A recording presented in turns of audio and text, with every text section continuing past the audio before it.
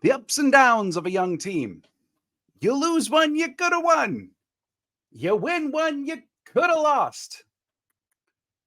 We expected this. I just didn't think we'd have both by week 3.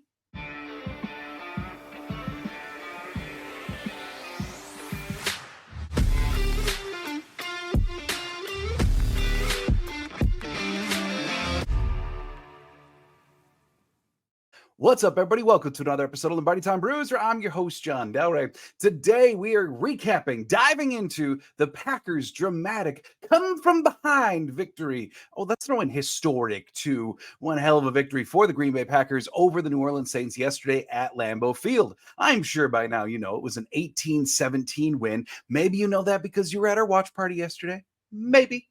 Maybe you just watched the game for yourselves. Maybe you just seen all the stuff about it in the last 24 hours. But one unbelievable victory for the Green Bay Packers in a game where the Packers really did not have control of this thing for a solid 3 quarters. I mean, they were down 17-0, and the game was going about as poorly as it possibly could have. Between penalties, Jordan Love's first turnover as Packers QB1, in amongst that, just stagnant offensive play. The defense was doing all right. They only gave up 10 through 3 quarters. Rashan Gary was doing it, but still on the whole, it wasn't exactly great. And this was not going well. They even gave up a punt return touchdown. So rough 3 quarters for the Green Bay Packers. But luckily, that's why they play 4. And the Packers were able to muster a comeback and get the win. One thing that I want to say about the win on the whole, before really diving into individual topics, is the one thing that became crystal clear following the game is that this version of the Green Bay Packers, this is a team. Go back and watch Matt LaFleur's post-game speech in the locker room yesterday, where he distributed team balls to Jordan Love and Rashan Gary. And when he's talking about how it's one of the most dramatic victories LaFleur has ever been a part of, and as he's saying that, if you've seen Dead Poet Society, I immediately thought of this phrase where Rashan Gary just gives the barbaric yarp. This is the holler across the entire locker room of just the pride that swelled within that team. Go listen to any post-game locker room talk, press conference, where every single Green Bay Packer who's interviewed talks about the confidence that they have in their unshakable young quarterback. Or even look at Elton Jenkins, who didn't even play in the game yesterday, who stood by his locker longer than he certainly had to for a guy who didn't play, just to continue complimenting one Jordan Love. Yes, in the fourth quarter, Jordan Love put the team on his back. There's no doubt about that. Was he perfect yesterday? Absolutely not. A lot of the offensive staggered approach could be attributed to Love, and we'll get to all that later. But for right now, to live in this win, to live in the spirit of this team is really cool. The Packers are indeed building something special. Is it going to come into fruition this year? They're young. They're the baby Packers. But I don't believe there's any denying anymore that the Packers are on the path to building something special. Now, of course, I say all of that and understand fully that yesterday is very much a game that they could have lost. It really is. Saints hit that field goal at the very end. Packers probably lose. You also never want to put money on the fact that you're going to overcome a 17-0 deficit after basically 3 quarters of garbage play. That is a game they could have lost, and yet they didn't. Another sign that something special is building. So before we dive into those individual topics, let's just take a quick look at the injury report. Matt LaFleur did have a press conference today, and as such, he gave the hypotheticals, right? If the Packers were practicing today, here would have been the practice statuses of all of the injured guys. Yeah, because keep in mind, when Jordan Love won this game yesterday, when the Green Bay Packers won this game yesterday, they did so without their left tackle, their left guard, their running back 1, their wide receiver 1, their cornerback 1. Oh, and by the way, they lost their top inside linebacker during the game. They also happened to lose the corner who was filling in for corner 1. And then they also, at the very end of the game, happened to lose their starting right tackle as well. This is a banged up football team. And frankly, after Thursday, the fact that they get kind of a mini bye to start getting healthy, To say it's a good thing is a vast underestimation for the Green Bay Packers. But let's take a look here. First of all, Matt LaFleur did acknowledge that Carrington Valentine, the rookie who filled in for Jair yesterday until he suffered his own injury, it was a biceps injury, but it is not a torn biceps. That's the immediate fear. Anytime you see a bicep on the injury report, the concern is like, oh, he tore it, he's out for the year. Matt LaFleur confirmed that that is not the case. Also, in terms of that right tackle, Zach Tom, he did sustain a knee injury at the very, very end of the game. I think he only missed like 3 snaps. It was very end of the game. Matt LaFleur said that he's up in the air for Thursday. So logic would then lend itself to, obviously, that's not a serious injury because LaFleur said that he's going to have until Thursday to get it under control, get ready, etc. So we'll see about that. Now, in terms of the guys who would have received practice designations, for one, you do have Rashan Gary and Aaron Jones. Both of them would have been limited today. In terms of the did not practice, that would be Jair Alexander, David Bakhtiari, Devondre Campbell, Zach Tom, Elton Jenkins, Christian Watson. That's a lengthy list for week 4 of the football season. Jair continuing to not being able to practice. Bakhtiari, look, here's the deal with Bakhtiari. I know everybody's frustrated. I get it, 100%.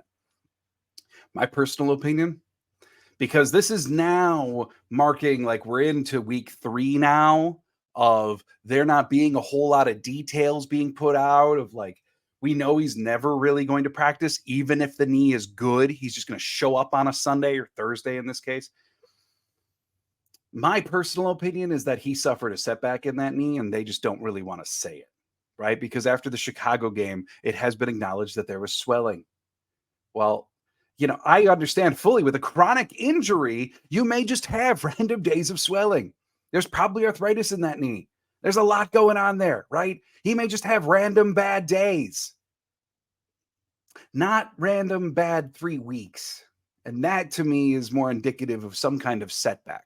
Obviously not severe enough to where they wanted to put him on injured reserve, even with the shortened rules. But still, something's going on. That knee is too up and down. I'm just purely speculating, but I got to believe it's been some kind of setback for David Bakhtiari with that knee.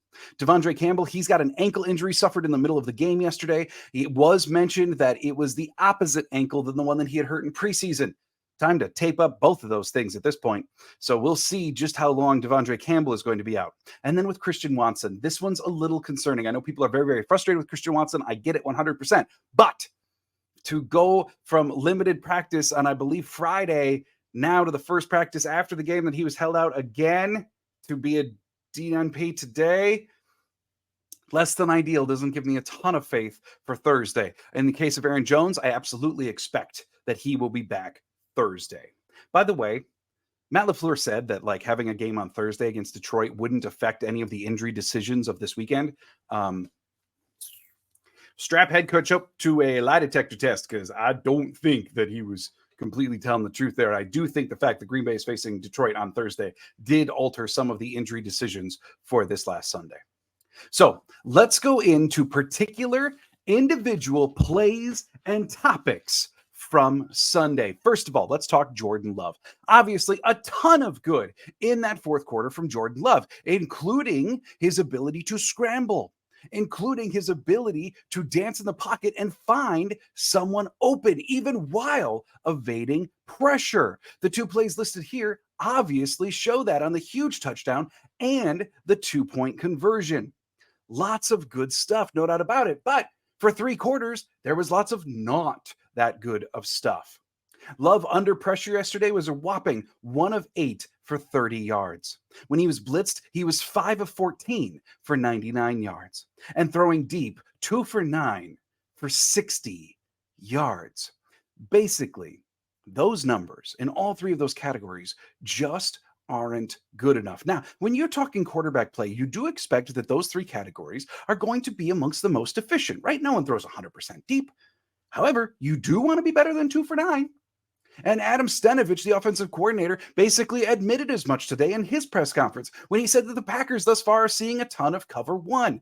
Teams are basically daring them to throw it deep because they haven't seen the Packers do it successfully enough. Yes, they've thrown it deep, but not that well. to where teams are particularly afraid of it. At this point, opposing defenses are probably more afraid of getting a defensive pass interference than they are actually having the Packers complete one of those deep balls.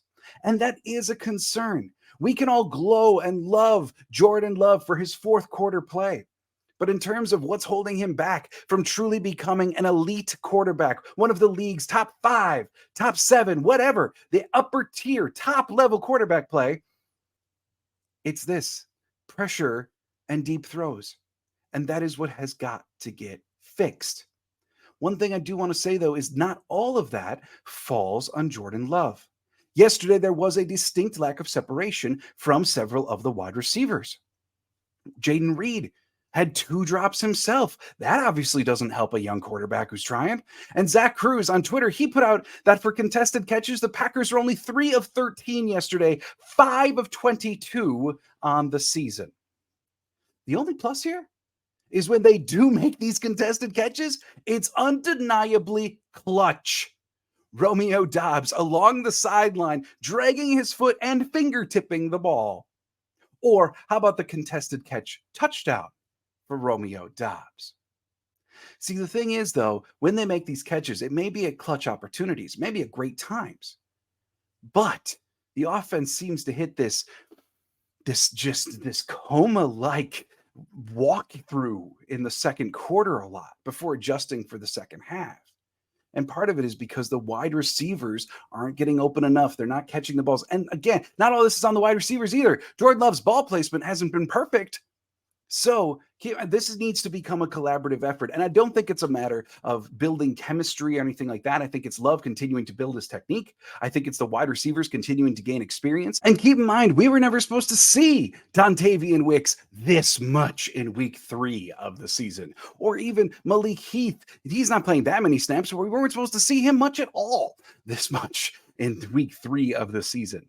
So the Packers are rolling out a lot of inexperienced players with an inexperienced quarterback. You're going to have these lapses.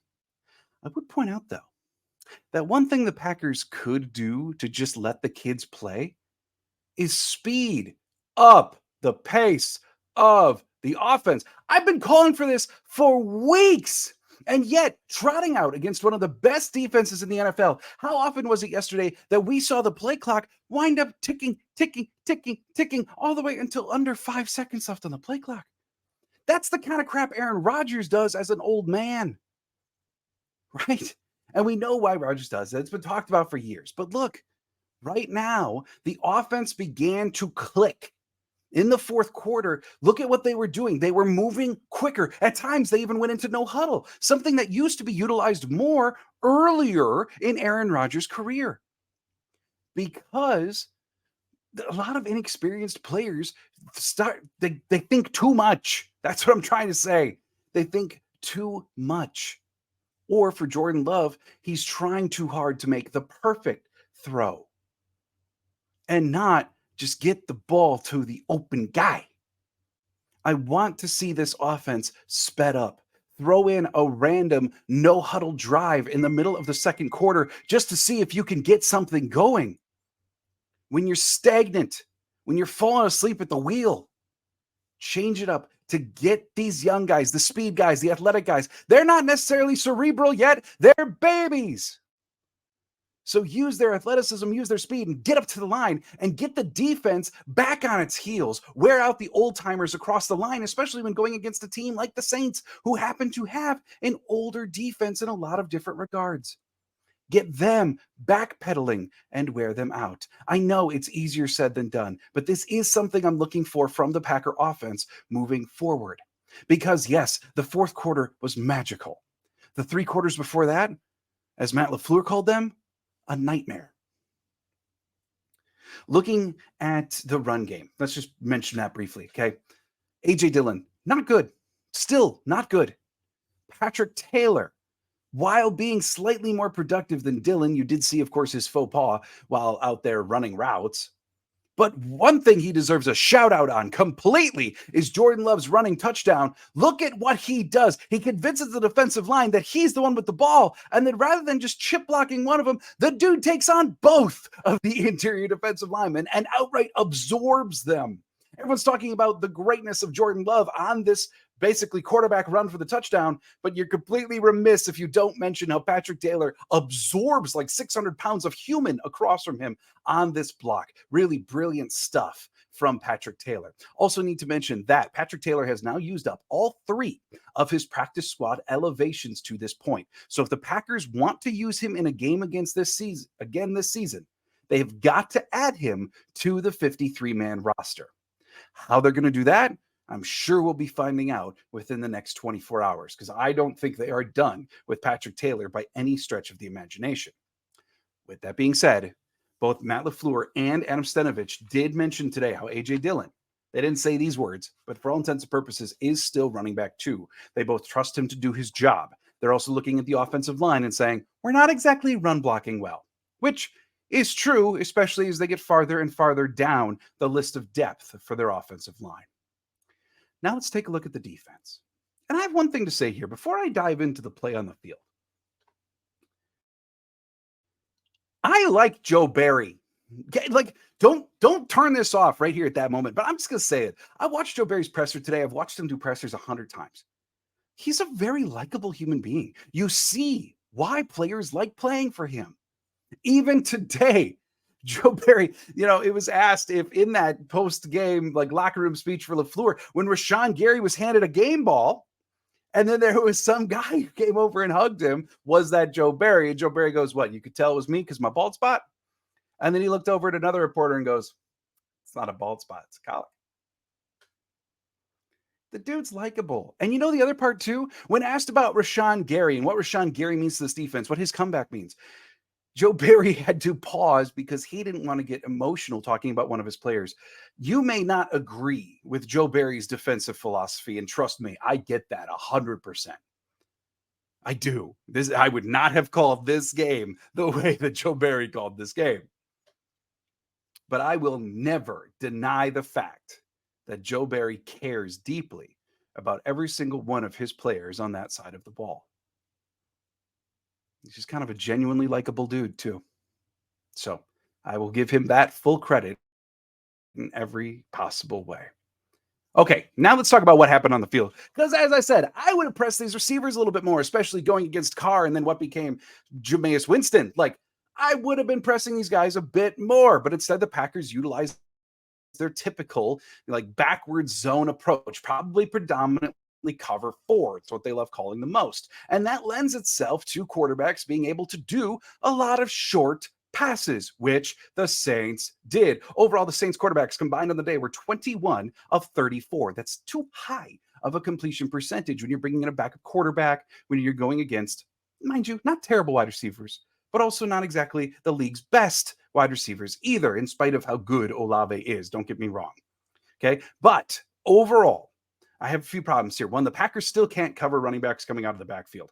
Well, you saw Bijan Robinson do unbelievable damage to them last week. Well, this week, Tony Jones, it felt like a lot more than this during the game. Ultimately, he ended with 4 catches for 21 yards. Still, though, those were catches that didn't have to be that easy. And if the Packers were covering the flat more, that might have been productive pass rush snaps for someone like a Rashan Gary or Kenny Clark, as opposed to safety valve easy completions for Carr or Winston.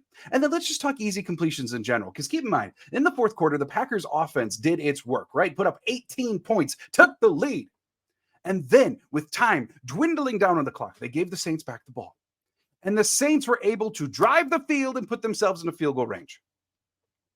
If the Saints hit that 46-yard field goal yesterday, with about a minute left on the clock, the conversations we are all having today are drastically different. We would all be bemoaning the defense, allowing the Saints to march the field and get into field goal range when the game was on the line.